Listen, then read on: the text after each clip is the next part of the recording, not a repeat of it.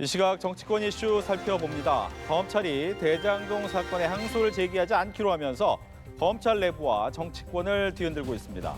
서울중앙지검장 사의 표명 후 전국 18개 지방검찰청 검사장들은 항소 포기 경위와 근거를 설명하라고 요구하면서 파장은 더 커지고 있습니다.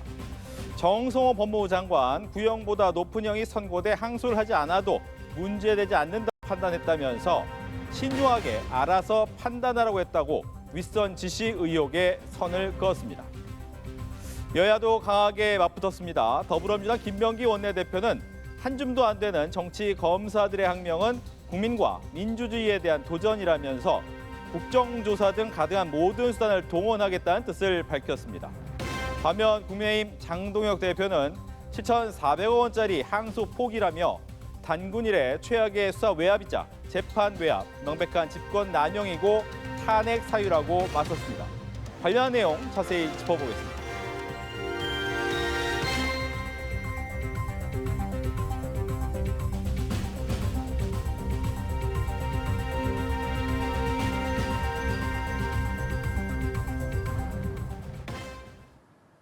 네, 강성필 더불어민주당 부대변인, 윤주진 국민의힘 미디어 특위위원 두 분과 함께 이야기 나눠봅니다. 안녕하십니까? 안녕하세요.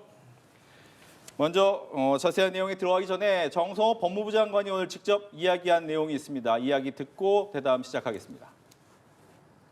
원론적인 말씀을 드린다고 하면은 저는 성공한 수사 또 성공한 재판이었다고 생각합니다. 검찰이 구형했던 양보다도 더 두 사람은 더 많은 형을 선고받았고 통상적인 검찰의 항소 기준인 그 양형 기준보다도 초과하는 그런 형을 선고받았습니다. 검찰에서 대검에서 저 일선 부서에서 항소하려고 한다고 했을 때 종합적으로 잘 판단했으면 좋겠다. 네, 내용상은 성공한 수사와 재판이었고 외압 의혹은 일축하는 내용이었습니다. 하지만 마지막에 이 단어 신중하게 판단하라고 했다라는 부분이 아마 논의의 초점이 될 것 같습니다. 국민의힘 이야기부터 들어볼까요? 예, 이재명 대통령이 사실은 먼저 가이드라인을 제시했죠. 그러니까 검찰이 판사 3명이나 무죄를 선고한 사건에 대해서 항소하는 것이 과연 맞느냐. 정말로 대한민국 3심제의 근간을 흔드는 그런 매우 부적절한 발언을 공개적으로 해서 그 당시에도 이미 검찰의 어떤 항소나 이러한 것들이 어렵지 않겠느냐라고 하는 먹구름이 있었습니다. 그런 가운데 이번에 검찰이 대장동 일당에 대한 항소를 포기한 것은 결국은 이재명 대통령이 제시했던 항소 금지, 항소를 포기하는 그러한 가이드라인에 따랐고 또 마침 정성호 장관도 항소 여부는 신중하게 판단해라. 자, 일선 검찰이나 대검찰청에서 이 말을 들었을 때요. 과연 항소를 하라는 뜻으로 받아들였겠습니까? 당연히 항소하지 말라는 뜻을 완곡하게 전달했다고밖에는 해석할 수가 없는 것이죠. 그렇기 때문에 저는 이번 사건의 결국 몸통은 역시나 이재명 대통령과 용산 대통령실이고 이 하명 항소 포기였다. 그래서 법무부의 압박 속에 결국은 대검찰청이 굴종을 했고 이렇게 범죄 일당들에게 수천억의 천문학적인 이득을 결국은 안겨주게 된 매우 정말 불미스러운 그런 과정이라 할 수 있겠습니다. 네, 신중하게 판단하라고 한 것이 무언의 압박일 수 있다라고 이야기를 하셨어요. 근데 이제 법으로 따진다고 하면 이 법무부 장관이 검찰총장을 사건에 대해서 지휘를 할 수가 있어요. 그렇기 때문에 저는 지휘를 하냐 안 하냐, 부담을 줬냐 안 줬냐 이게 무슨 의미가 있나, 불법적인 요소가 있나 저는 그런 생각을 해요. 다만 지금 이제 검찰 내부에서 반발이 심하잖아요. 저는 검찰 내부에게 진짜 말씀드리고 싶은 게 뭐냐면 아니 윤석열 전 대통령 구속 취소할 때는 심우정 검찰총장이 즉시항고 포기했잖아요. 이때는 왜 그렇게 이례적인 일이라고 그럴 수 없다고 이렇게 사표 내고 그런 검사들 없었어요? 근데 이제 와서 지금 검찰이 잘못됐다, 노만석 검찰총장 대행 사표 내라, 이렇게 저는 그 반발하는 것에 대해서 저는 잘못됐다고 생각을 하고 일단 부당한 이득을 포기했다 이런 주장하는데 이건 좀 사실관계가 좀 다른 것 같아요. 예를 들어서 제가 사기꾼에게 1,000억을 사기당했어요. 그런데 그 사기꾼이 잡혔습니다. 그러면 검찰이 그 사기꾼에게 1,000억을 받아가지고 저에게 줘야 됩니까? 아니면 국고로 환수를 시켜야 됩니까? 저에게 줘야 되는 거예요. 그런데 항소를 통해서 국고로 환수를 시켜야 된다? 그건 잘못된 것이죠. 그것은 성남시가 이 대장동 일당에게 민사소송을 지금 현재도 하고 있고 민사소송을 통해서 그 돈을 초과 그 수익을 환수해가지고 성남 시민에게 돌려줘야죠. 그것을 왜 국고로 환수합니까? 그러니까 저는 이게 이런 잘못된 프레임에 대해서는 단호하게 대처해야 된다고 생각합니다. 예, 강성필 부대변인께서는 지금 검찰의 내부 반발에 대해서 검사들이 윤석열 전 대통령의 구속 취소 때는 왜 그렇다면 침묵을 했느냐 이런 부분을 좀 지적을 해주셨는데 그렇다면 이 지점을 좀 여쭤보고 싶습니다. 강백신 대구고검 검사가 법무부 장관과 차관에도 압박이 있었다고 들었다라고 이야기한 걸 두고 정성호 장관이 또 이 부분에 대해서도 언급을 했단 말이죠. 추측일 것이다. 저희가 의심된다. 이렇게 밝혔고 그리고 노만석 대행이 서울중앙지검장과 협의를 해서 이 결정을 했다고 했는데 정진우 지검장은 또 사퇴를 하지 않았습니까? 이런 뭔가 약간 진실공방처럼 흘러가는 이런 양상에 대해서는 어떻게 보십니까? 저는 이제 진실공방이라는 표현보다 아니 쉽게 말해서 대검에서 주장했던 내용하고 이 수사팀 그리고 중앙지검에서의 이 항소에 대한 이 주장이 서로 다른 거잖아요. 그러면 저는 정진우 중앙지검장이 아니 본인이 그냥 항소하시고 사표 내셔도 됐잖아요. 근데 본인도 결국에는 대검의 의견을 받아가지고 수사팀에게 항소하지 말라고 한 거 아니에요. 그러니까 저는 이것도 좀 앞뒤가 안 맞는 것 같아요. 그리고 저는 수사팀이 과연 이 압력이라든지 뭐 이런 부분에 있어서 과연 지적할 만한 자격이 있는가에 대해서 저는 물어보고 싶어요. 그러니까 지금 대장동 수사팀에 대해서 이 이재명 대통령과 관련됐다라고 지금 주장을 하고 있잖아요. 근데 여기에 핵심 피고가 5명입니다.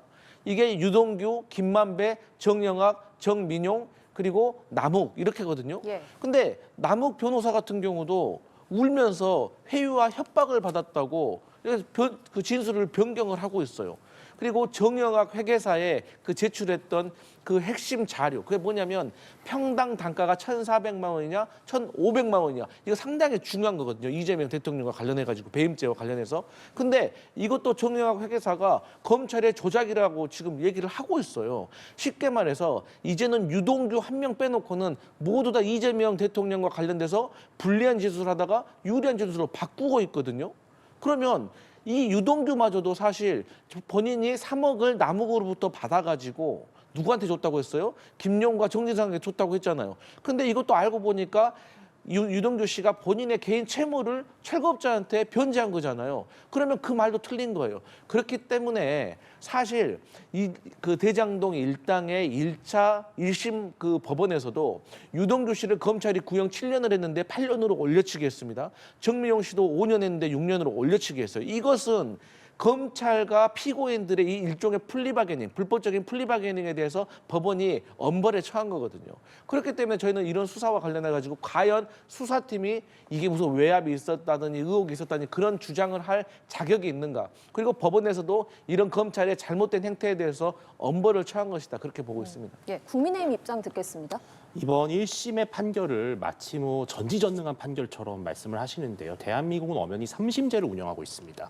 그리고 1심 재판부를 하더라도 법리와 사실관계에 대한 충분한 오해가 발생할 수 있어요. 그래서 1심이 2심에서 뒤집히고 2심이 대법심에서 뒤집히는 겁니다. 그래서 결국은 이러한 중요한 사건은 결국은 다 3심까지 가서 최종적인 대법원의 판단을 받아야 그제서야 사회적 논란이 해소가 되는 것이죠. 제가 여쭙고 싶은 거는 이렇게 중요한 사건, 이렇게 천문학적인 액수의 단군 일의 최대 개발 비리 게이트와 관련된 이 정도 규모의 사안에 대해서 검찰이 항소하지 않은 적이 있습니까? 단 한 번도 없습니다. 이번이 최초입니다. 단군 일의 최초의 비리 게이트에 단군 일의 최초의 포기입니다. 항소 포기. 자, 이런 것은 결국은 형평성을 따질 수밖에 없는 것이고요. 남욱이나 이런 사람들의 진술 변화 당연하죠. 지금 이재명 정권 천하 아닙니까? 행정권, 입법권, 사법권까지 지금 쥐고 흔들겠다는 이 정권 아래서 당연히 진술 유리하게 바꿔야 하면 이렇게 항소 포기를 하고 결국은 검찰이 항소를 포기해서 무죄를 선고해 준 겁니다. 이게 정말 어처구니 없는 일이죠. 김만배 5,700억, 남욱 1,000억. 이게 정상적인 수익입니까?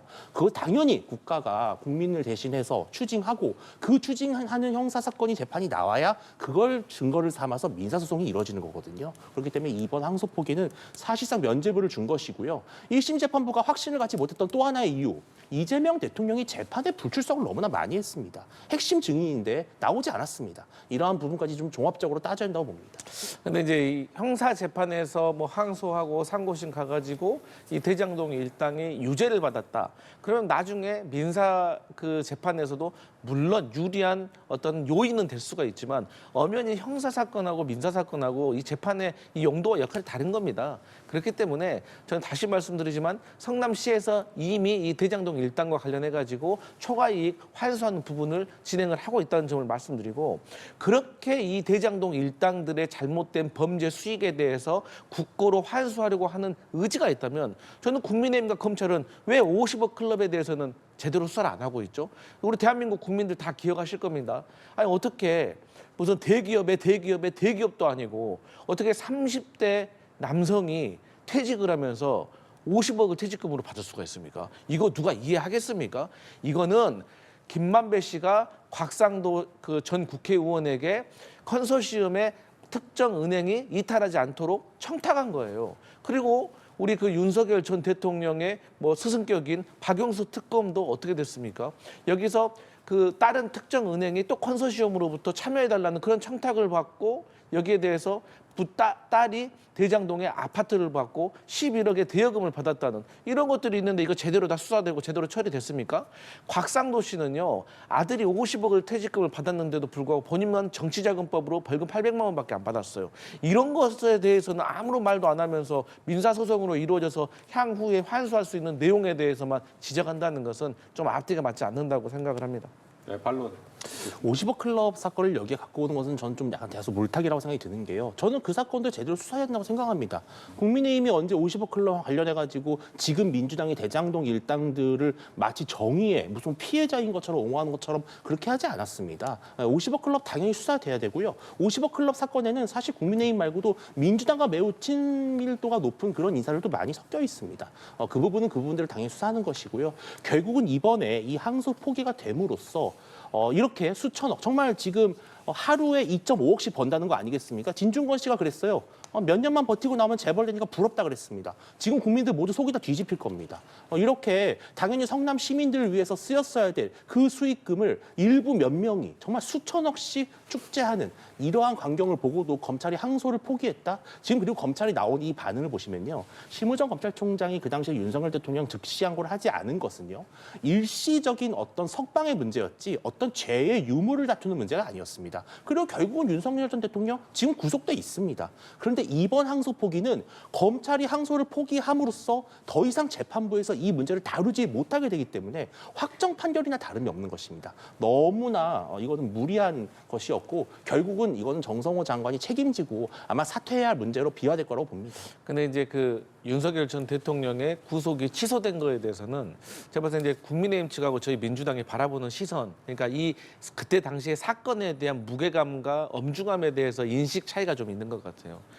저희는 이 내란 우두머리라고 생각을 하고 있어요. 그리고 이 내란 우두머리가 밖에서 활개치고 있으면 이게 증거인멸이라든지 다른 피고인들이라든지 핵심 피고인들에 대한 진술이 오염이 될 수가 있는 것이기 때문에 반드시 잡아넣어야 된다고 생각했고 실제로 그때 구속이 취소됐기 때문에 탄핵 심판과 관련해가지고 너무나도 많은 상황에서 불안한 상황이 계속됐었고 또 마지막으로 말씀드리고 싶은 거는 지금 검찰이 과거에 이 검찰총장 출신의 내란 우두머리에게는 이게 항고를 즉시 항고를 포기하더라도 참고 있다가 이제 뭐 대장동 그 개발업자와 관련해 가지고 이건 참을 수가 없다.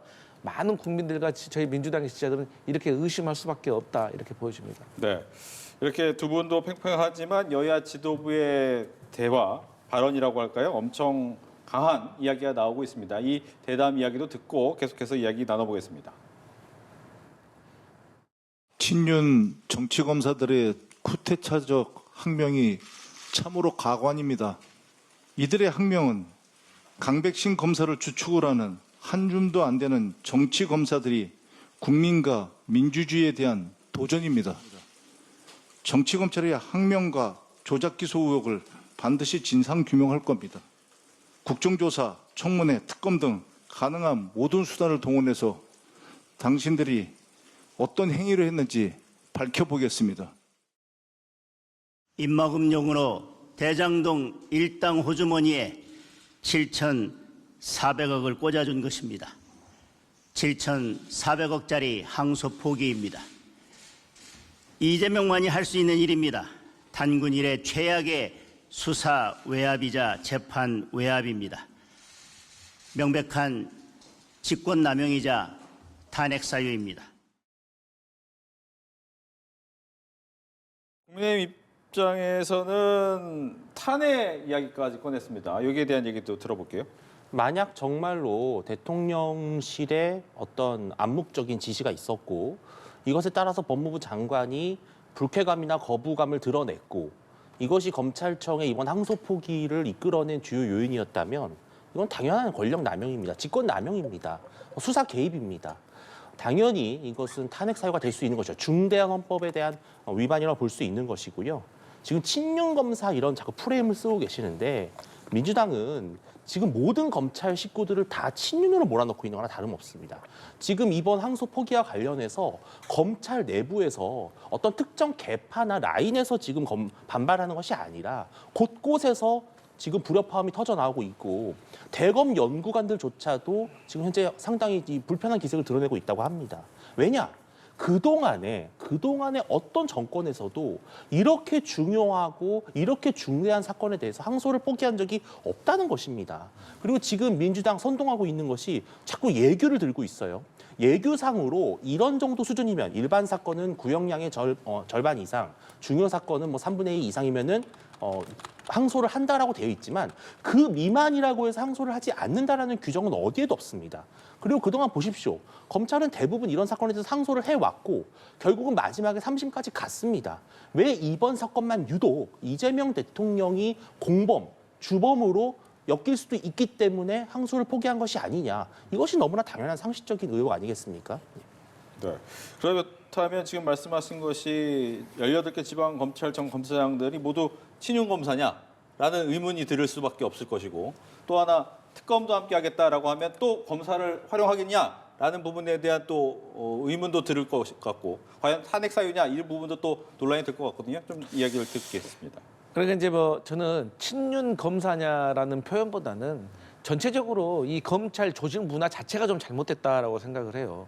그러니까 이제 국민의힘에서는 방금도 계속해서 이번에 이제 그 대장동 일당 관련해 가지고 항소를 포기한 것이 역대 이런 일이 언제 있었냐 그렇지만 그러니까 서로 대화가 잘 안 되는 것 같아요. 제가 방금도 말씀드렸잖아요. 아니 윤석열 전 대통령 즉시 않고 포기했잖아요. 아니 조금 내용의 성격은 다르지만 엄청난 사건에 대해서 서로 즉시 않고 포기하고 항소 포기한 건 그런 논리로만 따진다면 이게 처음이 아니라니까요. 또 그렇게 따진다고 하면은 김건희 씨와 관련해 가지고도 주가 조작이 지금 증권사 직원하고 녹취록이 사실상 자동으로 이 증권사 자동 서버에 저장이 되는 걸 검찰이 몰랐겠습니까? 근데 그게 왜 4년 동안 안 나타나다가 다시 재수를 하니까 나타납니까? 이런 것에 있었을 때 검찰이 과연 잘못된 수사에 대해서 비판을 했냐 이거예요. 그러면서 잘못된 수사를 책임지고 중앙지검장, 검찰총장 당신들 물러나라 이런 얘기 했냐고요. 안 했잖아요. 그리고 이재명 대통령과 이 대장동 개발 사업자들의 재판은 다른 얘기예요. 축구하고 야구 같은 거예요. 왜냐하면 일단 이재명 대통령에 대해서 국민들이 궁금해하고 검찰이 밝히고 싶어하는 거는 이 대장동 개발 사업으로 인해서 이재명이라는 정치인이 돈을 받았냐 안 받았느냐 이걸 궁금해하잖아요. 그런데 4년 동안 증거 찾아냈습니까? 하다못해 나중에라도 주기로 했다는 약속이라도 지금 찾아냈습니까? 못 찾아냈잖아요.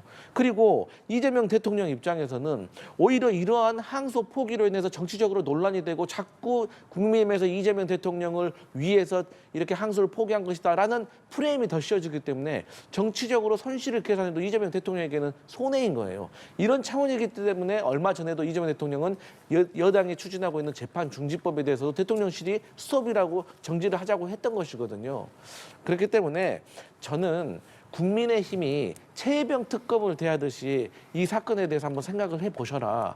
우리가 얼마나 그때 당시에 외압이 있었냐, 거기에 대해 의심을 하고 증거를 제시하고 그렇게 비판을 했을 때 끝까지 최혜병 특검에 대해서 추진 않았던 정당이에요. 그렇기 때문에 저는 대통령으로 이 문제를 끌고 가는 것은 부당한 공세다 이렇게 보여집니다. 네, 반론까지 듣겠습니다. 검찰청이 이번 중앙지검장을 비롯해서 검찰 일선 수사팀은 항소를 해야 된다는 의견을 분명히 전달했습니다. 자, 이거를 검찰총장 직무대행이 굳이 그 의지를 꺾을 이유가 없었을 겁니다. 그동안도 그렇게 해왔습니다. 일선 검사 수사팀에서 항소 의견 여부를 주면 대부분 거의 결재가 됐거든요. 자, 근데 이번 사건은 다릅니다. 분명히 검찰총장 직무대행은 법무부 장관과 협의를 했다고 했습니다. 그리고 법무부의 의견을 어느 정도 수용했다라는 것을 이미 밝혔습니다. 그 말은 무엇이겠습니까? 그거는 결국은 대통령실의 의중, 지금 법무부 장관의 어떤 의중을 미루어 짐작했던지 아니면 그것을 고려했든지 지시를 받았든지 어쨌든 연결이 돼 있다는 겁니다. 그렇기 때문에요. 이재명 대통령의 결국은 유리한 방향으로 검찰이 판단할 수밖에 없었다는 정치적 외압만큼은 분명한 사실이다. 이렇게 봐야 될 것 같습니다. 네, 여야 모두 국정조사를 해야 된다는 입장인데 지금 두 분의 말씀처럼 서로 문제 삼는 부분은 다른 상황입니다. 민주당은 대장동 사건 수사가 애초에 조작 수사다. 그래서 조작 기소 의혹과 항명을 조사하겠다는 입장인데 국민의힘은 법무부와 더 나아가서 대통령실까지 외압 의혹을 좀 규명을 해야 된다는 입장이고요. 이 국정조사는 어떻게 진행이 되겠습니까? 이제 국정조사는 저는 사실상 이게 필요가 있을까 이런 생각이 좀 들어요. 왜냐하면 안 그래도 지금 특검이 3개나 돌아가고 있는 이 상황에서 계속해서 어떤 특검이라든지 국정조사라든지 이런 사정정국으로 간다는 것이 저는 개인적으로 조금 우려스러운 면이 분명히 있습니다. 그런데 이제 대장동 이 수사팀, 강백신 검사와 이 수사팀과 관련해 가지고는 너무 충격적인 내용들이 계속 나오고 있잖아요. 그러니까 피고인에게 그 김용, 정진상에게 돈 줬느냐, 그 얘기 들었느냐, 유동규는 들었다라고 하고 있는데 사실 배를 가르겠다.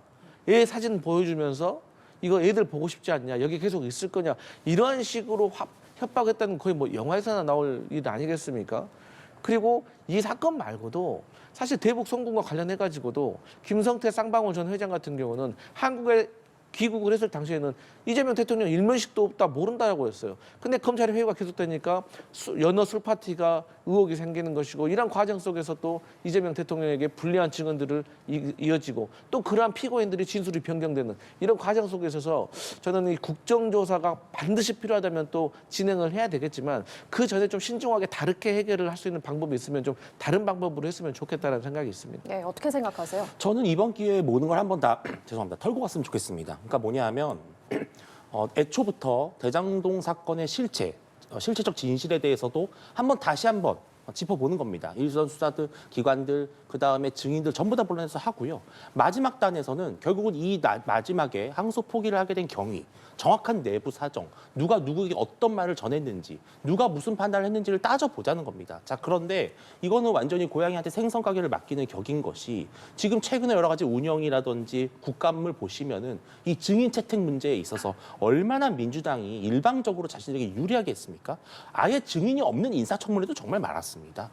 그래서 저는 국정조사를 하는 것이 원칙상 맞지만 결국 국정조사를 하게 됐을 경우에는 민주당은 본인들에게 유리한 의제와 유리한 증인들만 채택할 것이다. 그렇기 때문에 이 국정조사가 결국은 알맹이가 없는 맹탕 국정조사가 될 가능성이 높다는 우려가 있습니다. 네. 이제 연결된 얘기죠. 국회 법사위에서 이제 전체 회의를 내일 여는데 이제 국민의힘 입장에서는 긴급 현안 질의하겠다. 관련된 내용 좀 얘기해 보자라고 했는데 추미애 법사위원장은 이거는 정쟁이다. 따라서 할 수 없다라고 얘기를 하고 있단 말이에요. 아마 내일 법사위 회의 때도 이제 여러 이야기가 나오겠지만 어떻게 예상을 하시는지요? 저는 앞서 말씀드렸지만 지금 국민의힘은 이 대장동 항소 포기와 관련해 가지고 일단 제대로 된 어떤 주장을 할 저는 자격이 없다고 생각을 하기 때문에 저는 국민의힘의 주장을 민주당 법사위원들이 받아줄까에 대해서는 의문이 있고요. 저는 오히려 저희 민주당이 제시하고 있는 오히려 이제 이 대장동과 관련된 그리고 대북 송금이라든지 이재명 대통령과 관련된 사건을 수사했는데 이 과정 속에서 진술이 변경되고 검찰의 압박과 회유 이런 것들이 문제가 있었다고 보고 있습니다.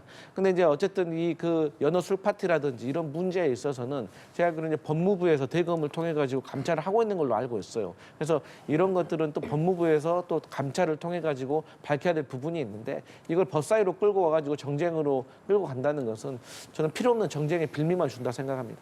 네. 아마 필요 없는 정쟁이다. 그렇기 때문에 내일 회의는 이렇게 열리진 않을 것 같다라는 생각이었고요. 네, 추미애 위원장이 아마 온몸으로 법사위가 사실상의 청문회 국정조사장이 되는 것을 막겠죠. 사실 매우 국민의힘으로서는 무기력한 상황입니다. 왜냐하면 어떤 상임위를 열었을 때 당연히 지금과 같은 사건이면은 과거 같은 경우에는 그래도 나름대로 상식과 양심이 있다면 적어도 야당이 질의를 할 기회조차는 줬습니다. 그 다음에 여당도 같이 맞서 싸우면서 토론했습니다. 근데 지금은 아예 열지 않겠다. 정성호 장관 안 와도 된다. 이런 식이 되면 결국 야당의 존재 자체를 부인하는 것이죠. 국회 자체를 부인하는 겁니다. 의회 민주주의를 파괴하는 것이고, 저는 법사위가 열리면 당연히 왜 항소를 포기하게 되는지에 대한 경위를 밝히는 것이 국민의 대표인 국회의 역할입니다.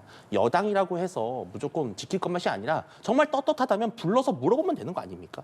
왜 물어보지도 못하게 하는 것인지 이거야말로 입틀막이다 이런 생각이 듭니다. 근데 이제 지금까지 조금 법사위를 보면 제가 이렇게 법사위 중계하는 걸 보잖아요. 그러면 질의의 내용이 들리는 게 아니라 조용 좀 해주세요. 말 좀 하게 해주세요. 위원장이 조용 좀 하세요. 이런 말만 들리거든요. 그렇기 때문에 저는 사실 이 정성호 장관이라든지 누구 불러서 과연 제대로 된 질의가 될까라는 거에 대해서 의문인 거고, 이런 모습을 국민들이 보았기 때문에 과연 법사위에 대해서 국민들이 얼마나 제대로 된 질의를 기대할 수 있을까라는 생각이 들고, 뭐 물론 지금 당장은 아니겠지만 다른 이유로든지 간에 언젠가 법사위는 열릴 것이고 정성호 법무부 장관은 또 법사위에 출석을 해야 됩니다. 그렇기 때문에 야당 의원들이 법사위에서 법무부 장관을 상대로 질의할 수 있는 기회는 얼마든지 있다, 이런 말씀 드립니다. 네, 내일 법사위 전체회의 어떻게 진행이 될지 지켜보도록 하겠습니다.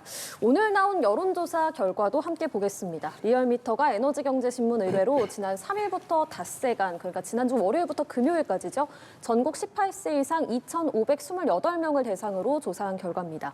이재명 대통령의 지지율이 직전 조사 대비 3.7%포인트 올랐습니다. 56.7%로 조사가 됐습니다. 2주 연속 상승세를 보이면서 2개월 만에 50% 중반대를 회복한 건데 어떻게 해석하십니까? 일단 이제 그동안 이재명 대통령의 어떤 지지율에 조금 리스크라고 할 수 있는 첫 번째가 이제 미국과의 관세 협상에 대해서 슬슬 이제 마무리가 되어가는 상황입니다.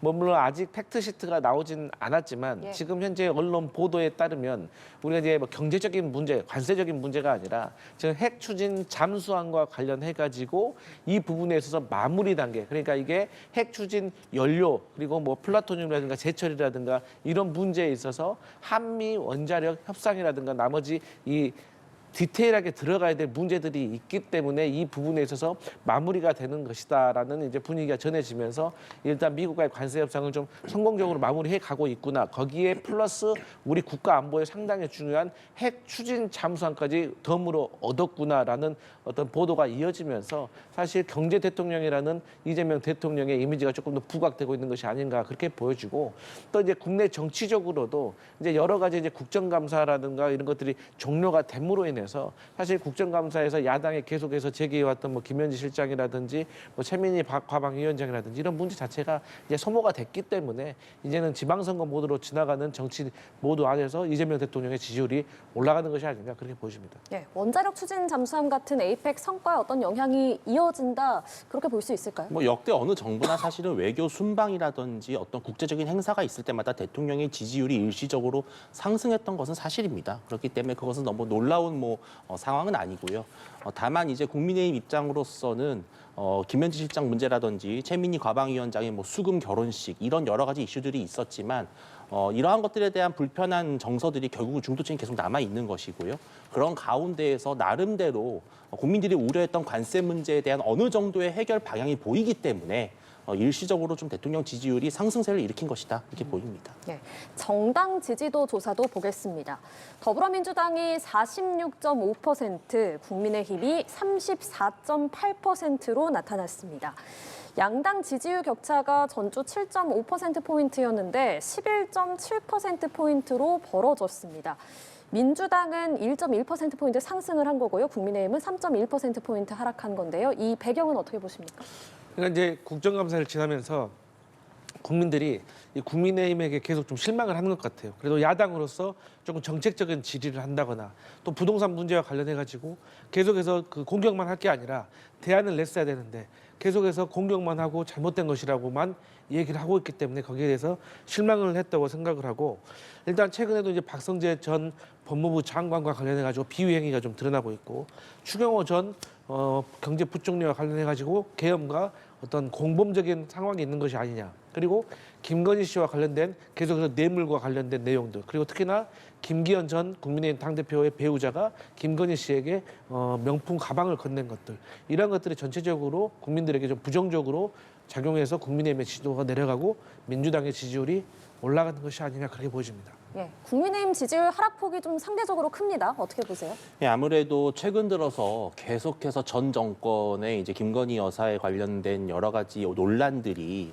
나오고 있고, 사실 지금 특검이요, 거의 피의 사실 공표를 생중계하듯 하고 있습니다. 이렇게 모든 언론 기사를 특검의 그 내부적인 비밀 정보들, 수사 과정에서 나왔던 내용들을 이런 식으로 풀어내고 있는데, 참 야당으로서는 지지율 방어가 쉽지 않아 보입니다. 그리고 지금 민주당 같은 경우는 과거에 명청대전이라고 해서 당내 이제 당정 갈등이 노출이 됐었지만 최근 들어서는 조금 조용해진 모양새고요. 특히 이제 조희대 대법원장을 향한 과격한 사퇴 요구, 사법부 흔들기를 잠시나마 민주당이 좀 중단했다라는 점에서 국민들의 우려가 일정 부분 조금 가라앉은 부분이 있습니다. 그러나 아마 연말 연초가 되면서 다시 지방선거 시즌이 되면 각자의 진영이 지지층이 좀 결집하지 않을까 예상하고 있습니다. 네, 알겠습니다. 지금까지 강성필 더불어민주당 부대변인, 윤주진 국민의힘 미디어특위 위원과 이야기 나눴습니다. 고맙습니다.